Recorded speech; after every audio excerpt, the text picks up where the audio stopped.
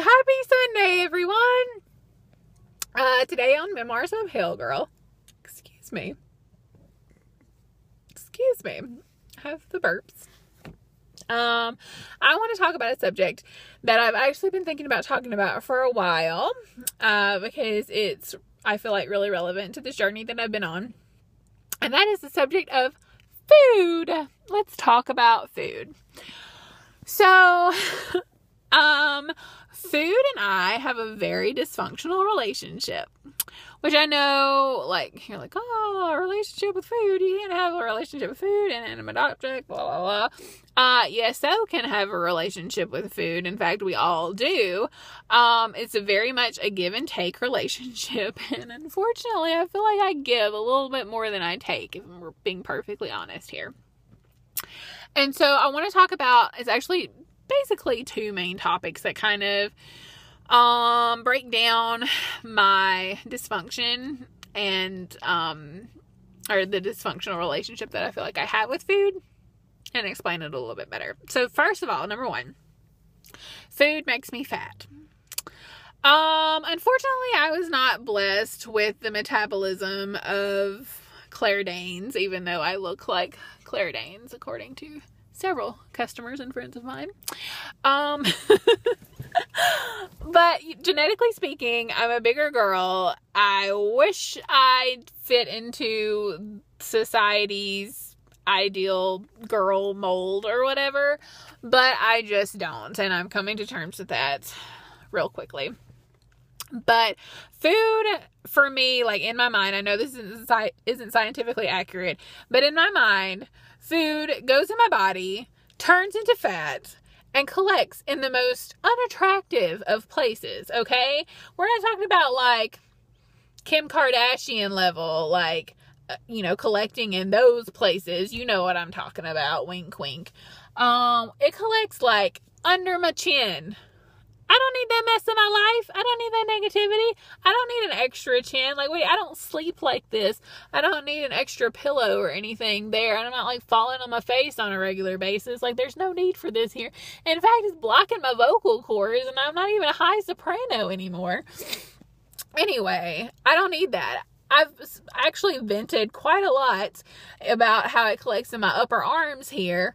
Don't know what that mess is about either. It's obviously some kind of genetic thing, but it's just like making itself at home up in my upper arms.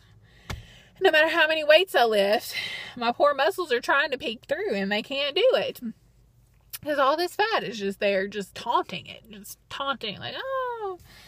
And so I don't like it. And it's very vain of me, I know. But, I mean, that's kind of like the mentality I have with food. Like, food makes me fat. Food, yeah, like there's a lot of guilt that comes with eating certain foods, like, oh, Miranda, you shouldn't have had that ice cream. Like, it tasted good at the time, but afterwards, you feel guilty because, oh, it's probably going to make me fat. And so, that's what I've been working on so much during this journey, is not having that mentality. And I've gotten a lot better. But that's sort of like, that's one major reason why I feel like food and I have a very dysfunctional relationship, because it almost feels like it has a vendetta against me. Like it's trying to ruin my life here. But number two is probably the most, the biggest reason why I feel like I have a dysfunctional relationship with food. Number two is food makes me sick. Unfortunately. When I was in the 10th grade, I developed stomach ulcers. Tough time. I couldn't keep most food down. I remember for lunch every day I would eat those little Captain's Wafers crackers and cucumber slices. I would make little sandwiches out of them. That's what I would eat for lunch because I couldn't hold down anything else. I ended up losing like 20 pounds in a couple of months, which was nice, but painful to get to. My grades went down because I ended up missing a lot of school because I was sick a lot.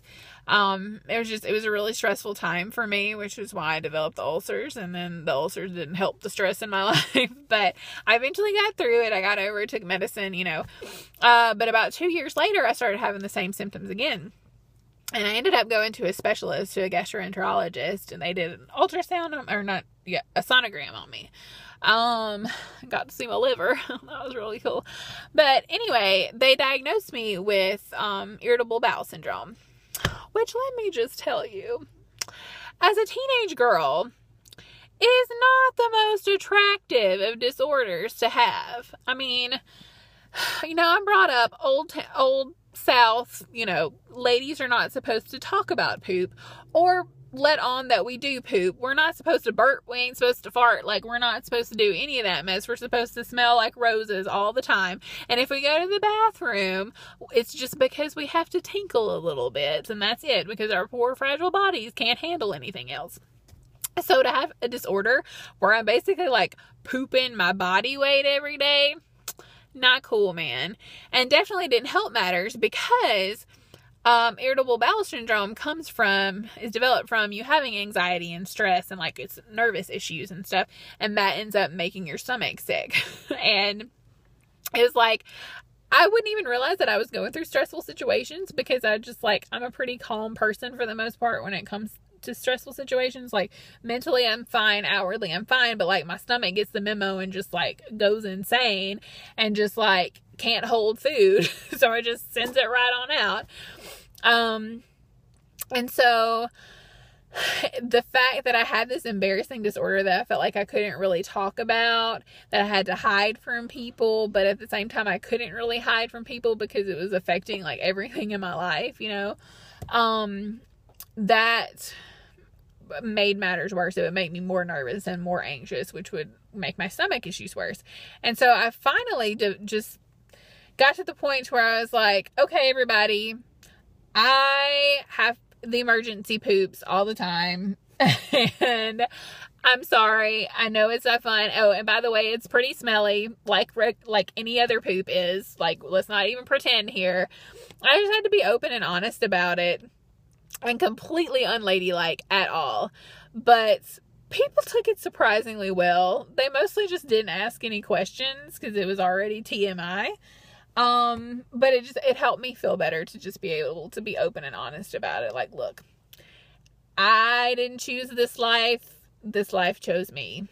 And it's a really terrible, gross life.